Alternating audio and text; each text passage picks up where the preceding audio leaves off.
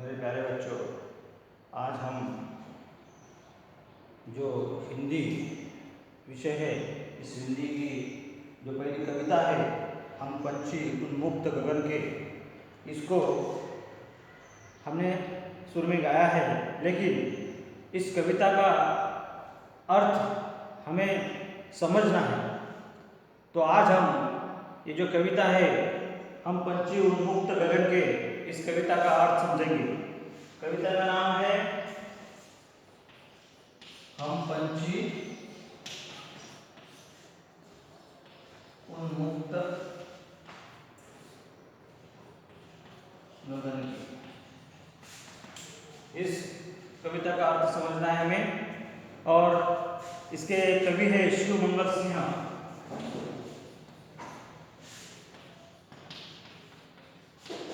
शिवमंगल सिन्हा कवि। तो देखिए, पहला जो पद है, पहले कविता का जो कड़वा है, पहला जो काव्य है, उसका क्या अर्थ है, मैंने आपको इस कविता का एक कॉपी व्हाट्सएप पे भेजा है, जिसके अंदर पूरी कविता दी है और आप लोगों ने भी उस कविता का होमवर्क किया है। तो उसमें का जो पहला कड़वा है, उसका अर्थ हम देखते हैं। उसके बाद दूसरा, तीसरा, चौथा, ऐसे करके का हम अर्थ देखते जाएंगे।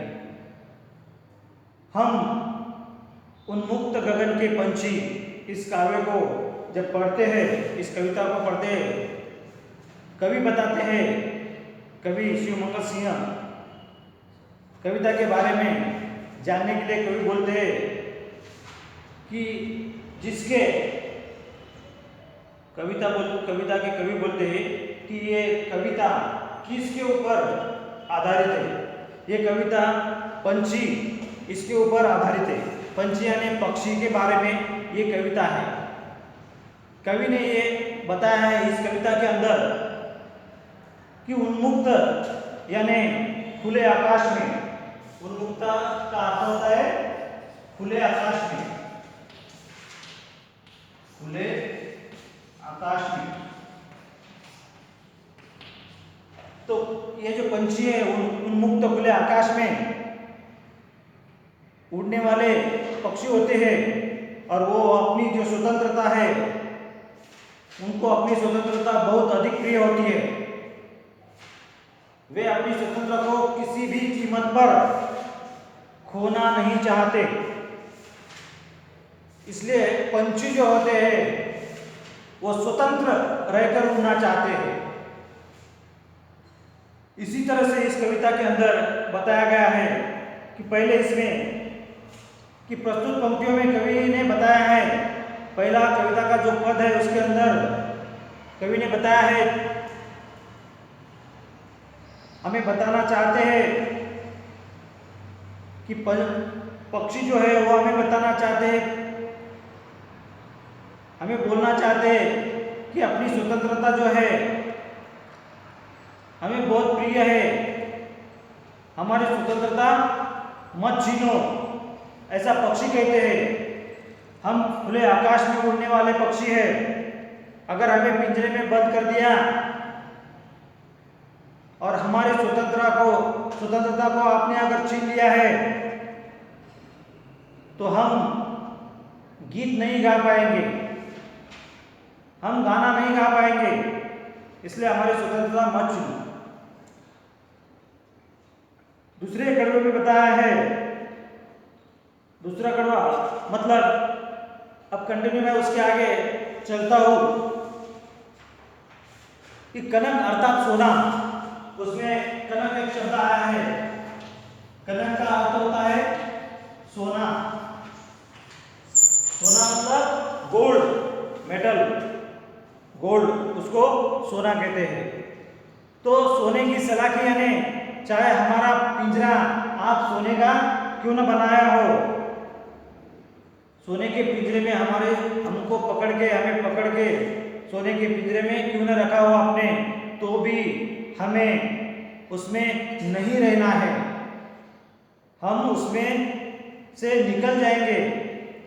पिंजरे के सलाखों को टकरा कर हमारे खुशी से भरे पंख टूट जाएंगे, क्योंकि पिंजरे के अंदर हमारी खुशी नहीं है, हम स्वतंत्र उड़ना चाहते हैं।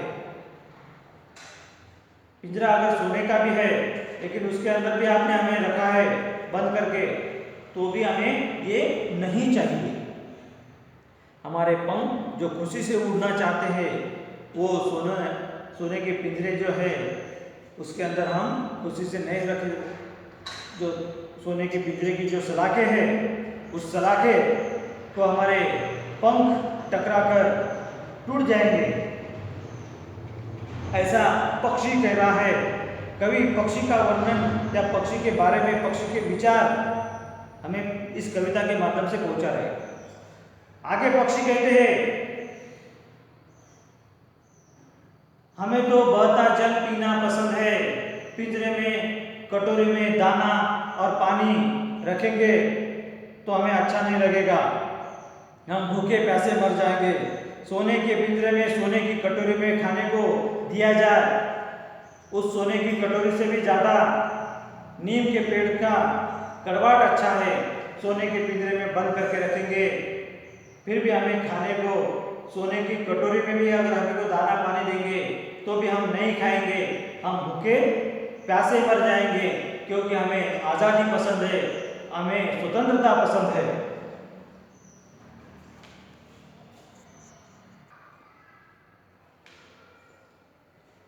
और आगे पक्षी कहते हैं, आगे के इसमें हमारे गले बंधन डालकर दिए जाए तो हमारे जो उड़ाने की गति है वो गति हम भूल जाएंगे, क्योंकि हमारा काम है उड़ना, आकाश में उड़ना, पेड़ों की शाखाओं पर बैठना, झूला झूलना। हम सपनों में ही सोचते रह जाएंगे और सपने में ही हम खो जाएंगे। और इसी तरह से पिंजरे में अगर बंद है तो हम उड़ना भूल जाएंगे। अगर हम पिंजरे में बंद है तो भूल जाएंगे उड़ना, हम नहीं उड़ पाएंगे। तरु, तरु यानी पेड़, इसके अंदर कविता के अंदर तरु शब्द आया है। तरु यानी पेड़, पेड़ की शाखाओं पर बैठकर झूलना हम भूल जाएंगे। फुनगी यानी पेड़ की ऊंची शाखा है, फुनगी यानी फुनगी, पेड़ की ऊंची शाखा है, उसको कहते हैं फुनगी। कविता के अंदर फुनगी शब्द आया है, उसको कहते हैं पेड़ की ऊंची शाखा है। यहाँ पे कवि ने पक्षी के मन की इच्छा बताई, पक्षी की सोच बताई है। पक्षी के अरमान है कि जहाँ तक आकाश है वहाँ तक हम उड़ते हैं, और हम चाहते हैं कि सूरज की लाल किरणों की जैसे हमारी लाल चोंच को खोलकर, मतलब चोंच को खोलकर खाते तारक रूपी अनार के दाने। तारक मतलब तारों रूपी अनार, अनार के जो दाने होते हैं वो आकाश के अंदर जब हम उड़ते हैं तो वो आकाश के अंदर के जो तारे होते हैं अनार के दाने के जैसे दिखाई देते हैं। उस आकाश में जो अनार के दाने जैसे तारे हैं, वो तारे रूपी अनार के दाने को हम खाने की इच्छा रखते हैं, आकाश में, खुले आकाश में उड़ना चाहते हैं। क्योंकि अब ये पिंजरे में अगर हम बंद करते हैं तो ये सब हम नहीं कर पाएंगे, तो ये उनकी इच्छा पूरी नहीं हो जाएगी अगर पिंजरे में उनको बंद कर दिया तो। इन पंक्तियों में पक्षी की इच्छा बताई है। पक्षी चाहते हैं कि वो अपनी पंखों से होड़ लगाकर उड़ना चाहते हैं, कहाँ तक, जिसकी कोई सीमा ही ना हो। सीमाहीन मतलब जहाँ पे कोई सीमा नहीं है, ऐसे जितना दूर हो सके, जितना लंबा, जितना ऊंचा उड़ सकते हैं उतना ऊंचा उड़ने की उनकी पक्षियों की इच्छा है। क्षितिज, इसमें क्षितिज आया है। क्षितिज का मतलब है क्षितिज जहां धरती और आकाश, धरती और आकाश जहां हमको दूर देखने के बाद ऐसा लगता है कि वो एक दूसरे को मिलते हैं। जिस जगह पे धरती और आकाश मिलते हैं उस लेवल को, उस लाइन को क्षितिज कहा जाता है। जब तक क्षितिज है वहां तक दिखाई देता है, वहां तक हम पंछी कहते हैं उड़ते जाएंगे। क्षितिज की कोई सीमा नहीं होती है। इन पंक्तियों में पक्षी उड़ते उड़ते क्षितिज तक जाना चाहते हैं। अगर क्षितिज ना मिले तो वो मर जाना पसंद करते हैं। अगर उनको क्षितिज ना मिले तो वो मर जाना पसंद करते हैं, लेकिन उड़ना उनको अच्छा लगता है। फिर से पक्षी कहते हैं कि आप घोंसला मत दो, रहने के लिए जगह मत दो, घोंसले मत दो। हमें पंख दिए हैं, हमें पंख है तो उड़ने दो, हमें पिंजरे में बंद मत करो। इस तरह से पक्षियों की जो इच्छा है वो कवि ने हमें बताई है। इसलिए इस कविता का जो शीर्षक है, हम पंछी उन्मुक्त गगन के, हम सिर्फ उड़ना जानते हैं, हमें पिंजरे में बंद करना पसंद नहीं है, हमें पिंजरे में बंद रहना पसंद नहीं है। हमें पंख दिए हैं उड़ने के लिए, तो हम उड़ना चाहते हैं।